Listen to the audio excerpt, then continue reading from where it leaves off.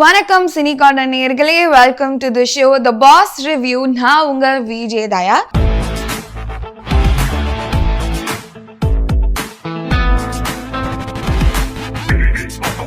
So Bigg Boss weekend episode என்ன நடந்தது அப்படின்னு பார்த்தீங்கன்னா, சாட்டர்டே வந்து விஜய் சேதுபதி அவர்கள் எஃப்ஜேவை பயங்கரமாக ரோஸ்ட் பண்ணாங்க. கேப்டன் வந்து இந்த ஸ்கூல் டாஸ்கில் தெரியவே இல்லை, வீட்டு தலை எங்கே போனாரு அப்படின்னு. எஃப்ஜே ரொம்ப லெத்தார்ஜிக்காக வந்து அதுதான் ரெண்டாவது டைம் கேப்டன் ஆனோன்னா ஒரு மெதப்பிலேயே சுற்றிட்டு இருந்தாரு. வியானா கூட கொஞ்சம் இதுவும் அதை வந்து டாஸ்க்லேயோ வீட்டு பிரச்சனைகளில் வந்து ஃபோக்கஸ் பண்ணியிருக்கலாம். ஸோ எங்கே அப்படின்னா, ஆனால் நான் ரொம்ப கன்ஃபியூஸ் ஆகிட்டேனா அப்படின்னு.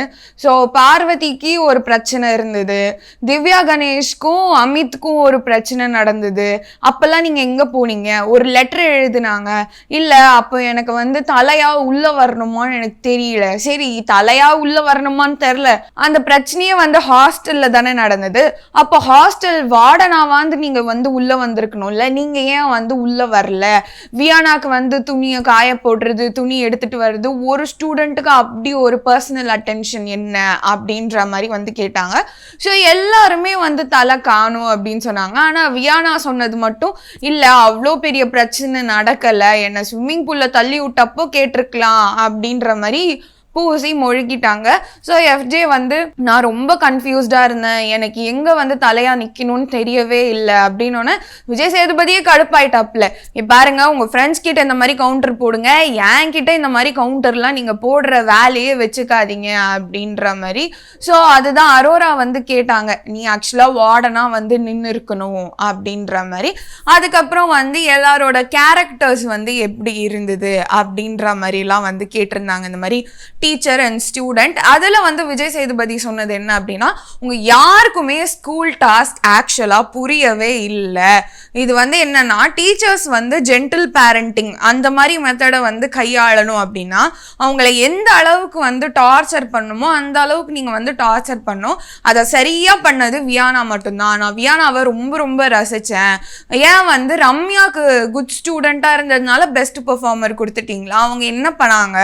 வியானா தானே நாட்டியாக வந்து இருந்தாங்க, டீச்சரை கடுப்பேற்றினாங்க. அப்போ டாஸ்க் புரிஞ்சது வந்து வியானாக்கு தானே, உங்கள் யாருக்குமே டாஸ்க் புரியலையா, 50 நாள் கடந்துட்டீங்க அப்படின்ற ஒரு விமர்சனமும் வந்து வச்சாங்க.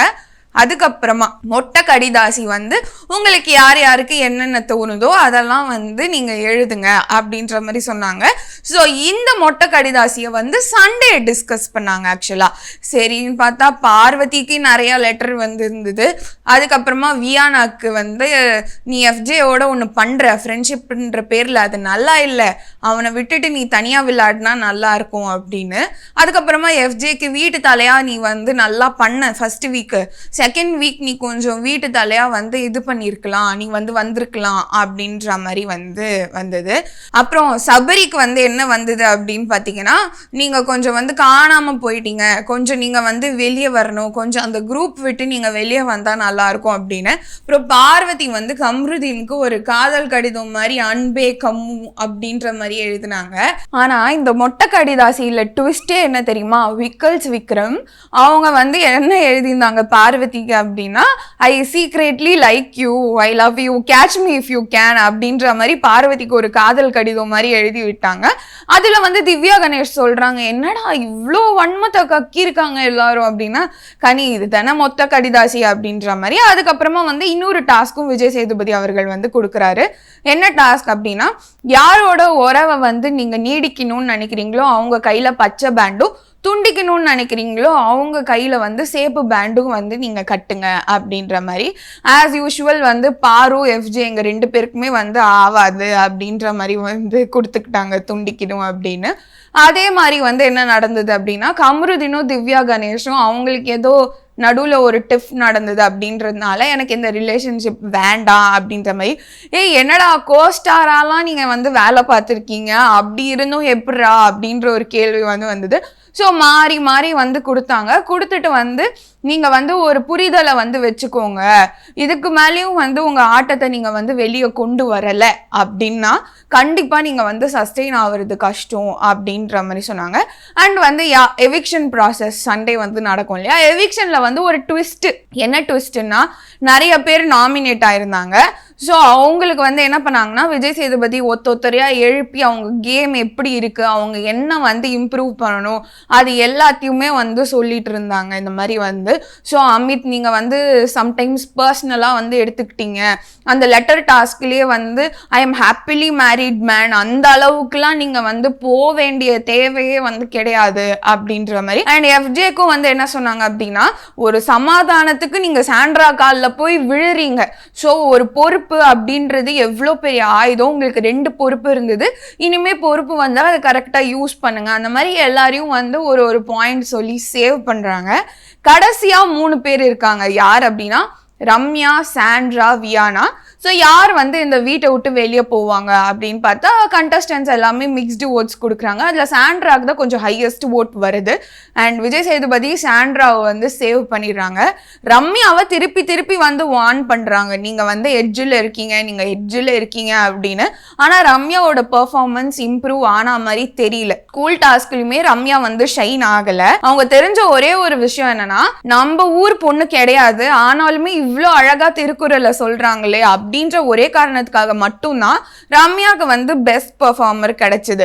பட் மற்றபடி ரம்யா எங்க இந்த ஃபர்ஸ்ட் வீக்லலாம் திவாகரோட ஓங்கி சண்டை போட்ட ரம்யாவை தான் நாங்கள் வந்து பார்க்கணும், டாஸ்கில் இறங்கி விளையாடணும், கெமி கூடலாம் எப்படி இறங்கி விளையாடினாங்க. பட் ஏன் இந்த பிபி டீம் வந்து ரம்யாவை வந்து காப்பாத்திட்டே இருக்காங்க அப்படின்னு தெரியல. ஒருவேளை வியானா போவாங்க அப்படின்ற மாதிரி எண்ணங்கள் வந்துருச்சு இவங்க 2 பேர் இருக்கும்போது. அப்பதான் வந்து விஜய் சேதுபதி ஒன்று பண்ணாரு, எவிக்ஷன் கார்டை கிழிச்சு போட்டுட்டு இந்த வாரம் யாரும் போவேணாம் அப்படின்ற மாதிரி வந்து சொல்லிட்டாங்க. ஸோ இந்த வீக் நோ எவிக்ஷன், யாரும் வீட்டுக்கு போகல. பட் இன்னொரு ட்விஸ்டும் வந்து சொல்லிட்டு போனாங்க, இது அடுத்த வாரம் டபுளா கூட இருக்கலாம் அப்படின்னு. அங்க இருக்கிற யாரும் கண்டென்ட்டை கொடுக்க மாட்டேங்கிறாங்கடா, நோ எவிக்ஷனுக்கெல்லாம் இது டிசர்விங்கே கிடையாது அப்படின்ற மாதிரி தான் ஃபீல் ஆச்சு. பட் ஸ்டில் காப்பாற்றி விட்டாங்க. உங்களுக்கு ஒரு சர்ப்ரைஸ் அப்படின்னு சொல்லிட்டு போன வாரம் ஒரு சர்ப்ரைஸ் அப்படின்னு ஒன்று ட்ரீட்டு அப்படின்ற மாதிரி நினச்சோம். ஃப்ரெண்ட்ஸ் எல்லாம் வந்து அவங்களோட கேம் பிளே என்னென்ன அந்த மாதிரி வந்து சொன்னாங்க. இந்த வாரம் ஒரு சர்ப்ரைஸ் அப்படின்னு சொல்லிட்டு போயிட்டாங்க விஜய் சேதுபதி. அண்ட் பார்த்தீங்க அப்படின்னா ஆதிரை ரீஎன்ட்ரி கொடுத்துருக்காங்க. பிக் பாஸ் சொல்றாங்க யாருக்கும் வந்து 2வது வாய்ப்பு கிடைக்காது அவ்வளோ சீக்கிரம், உங்களுக்கு கிடைச்சிருக்கு ஆதிரை, இதை நீங்க வந்து யூஸ் பண்ணிக்கோங்க அப்படின்ற மாதிரி. எஃப்ஜே மூஞ்சில வந்து ஆடலை ஆதிரை பார்த்த உடனே. அண்ட் அங்க வந்து மகாநதி ரீயூனியன் நடந்தது, மறுபடியும் குமரன், ஆதிரை, திவ்யா. அண்ட் அங்க வந்து மகாநதி சீரியல் ரீயூனியன் நடந்தது, கமருதீன், திவ்யா, ஆதிரை அப்படின்ற மாதிரி. ஆதிரைக்கும் கமருதீனுக்கும் ஆகல, திவ்யாக்கும் கமருதீனுக்கும் ஆகல. அப்புறம் எப்படா நீங்க வந்து ஒன்னா சீரியல்ல வந்து டிராவல் பண்ணீங்க அப்படின்ற மாதிரி வந்து இருந்தது. ஸோ சபரி இவங்க 4 பேருமே அந்த ஒரே ப்ரொடக்ஷன் ஹவுஸ் ப்ராடக்ட் தான். அண்ட் அஃப்கோர்ஸ் விஜய் டிவி ப்ராடக்ட்னு நம்ம தற்சமயமா சொல்லலாம். பட் பிரவீன் ராஜ் வந்து அவங்க எவிக்ஷன் அன்ஃபேர் அப்படின்னு ஒரு செய்தி வரும்போது அவரை உள்ள அனுப்பாம எதுக்கு ஆதிரைக்கு செகண்ட் சான்ஸ் கொடுத்தாங்க அப்படின்ற ஒரு கொஸ்டின் மார்க் வருது. ஸோ ஆதிரை வந்து ஆடியன்ஸ் எல்லாருமே வந்து என்ன புரிஞ்சுக்கல அப்படின்னு சொல்லும்போது ஆதிரைக்கு ஓகே ஒரு சான்ஸ் கொடுத்துருக்காங்களா அப்படின்ற மாதிரி ஒரு மிகப்பெரிய கேள்வி எழும்புது. ஸோ ஆதிரை வந்து என்ன பண்ண போறாங்க, விக்கல்ஸ் வந்து சொல்லிட்டு இருக்காங்க இந்த மாதிரி, இப்போ ஆதிரை கேம் பார்த்துட்டு வந்திருக்கான்னா கண்டிப்பா நம்ம கிட்ட எல்லாம் ரூடாதான் வந்து நடந்துப்பா, அவ வந்து அவளுக்கு தெரியும் யார் யார் என்னென்ன பேசுறாங்கன்னு, அது ஒரு பிளஸ் தானே அப்படின்ற மாதிரி விக்கல்ஸ் வந்து சொன்னாங்க. அது ஒரு ஃபேரான பாயிண்ட். ஸோ யார் யாரு எப்படி பின்னாடி எப்படின்ற இதுவும் வந்து ஆதிரைக்கு தெரியும். ஸோ அவங்க வந்து கொஞ்சம் கேம்ல ஏதாவது திருப்பு முனைகளை கொண்டு வருவாங்களா அப்படின்ற மிகப்பெரிய கேள்வி எழும்புது. ஸோ எஃப்ஜேவும் வியானாவும் மறுபடியும் தனியா போய் கூடி குசுன்னு பேசுறாங்க. இந்த மாதிரி வியானா சொல்றா, நீ எனக்கு வந்து தனியா வந்து கேர் கொடுக்காத, என்னால் வந்து முடியல, நீ எல்லாரையும் எப்படி ட்ரீட் பண்ணுவியோ பண்ணு, நான் எமோஷ்னலாக இதுவாகிறேன் அப்படின்ற மாதிரிலாம் பேசுகிறாங்க. ஸோ அந்த லவ் ட்ரையாங்கிளுக்காக தான் ஆதிரை அனுப்பியிருக்காங்களா எஃப்ஜே, வியானா, ஆதிரை. ஸோ ஆதிரை இன்டர்வியூஸ்லேயே எஃப்ஜே என்னை யூஸ் பண்ணிக்கிட்டா அந்த மாதிரிலாம் வந்து சொன்னாங்க. ஸோ உள்ளே வந்து அதை காமிச்சு ஒரு சண்டைக்காக ஆதிரை உள்ளே வந்திருக்காங்களா அப்படின்ற கேள்வி வந்து எழும்புது. ஸோ இந்த வாரம் நோ எவிக்ஷன் அண்ட் ஆதிரை வந்து வைல்ட் கார்டாக திருப்பி வந்திருக்காங்க. ஆனால் அவங்க பிக் பாஸ் கிட்ட சொல்கிறாங்க, தேங்க்யூ பிக் பாஸ், இப்போ தான் நான் வந்து புரிஞ்சுக்கிட்டேன் அப்படின்னு. ஏன்னா ஸ்டார்டிங்லலாம் பிக் பாஸே அவங்க கேள்வி கேட்டு ஃபேன்ஸ் மத்தியில் வந்து அவங்க மனசெல்லாம் வென்றுட்டாங்க ஆதிரை அப்படின்னு தான் வந்து சொல்லணும். ஸோ போல்டா இனி கேம்ல கான்சென்ட்ரேட் பண்ணுவாங்களா இல்ல அந்த லவ் ட்ரையாங்கிள் போய் சிக்க போறாங்களா அப்படின்றத பொறுத்து இருந்து பார்ப்போம். அண்ட் இந்த வாரம் திங்கக்கிழமை நாமினேஷன் நடக்கும். ஸோ இந்த வாரம் டபுள் எவிக்ஷனா அப்படின்ற ஒரு மிகப்பெரிய கேள்வியும் இருக்கு. தலையா யார் ஆகுறாங்க அப்படின்னு பாத்தீங்கன்னா பெஸ்ட் பெர்ஃபார்மர் வாங்கிய பிரஜின், ரம்யா கூட ஆதிரையுமே வந்து வைல்ட் கார்டா வந்ததுனால அவங்களுமே போட்டிடுறாங்க. அண்ட் ஃபர்ஸ்ட் ப்ரோமோலயே வந்து காமிச்சிட்டாங்க இந்த மாதிரி ரம்யா தான் வந்து இந்த வார தலை அப்படின்னு. ஸோ தலையா அவங்களுக்கு பெர்ஃபார்மன்ஸ் ஸ்கோப் கொஞ்சம் ஹையா இருக்கலாம். அண்ட் எப்படியும் அவங்களுக்கு வந்து நாமினேஷன் ஃப்ரீ.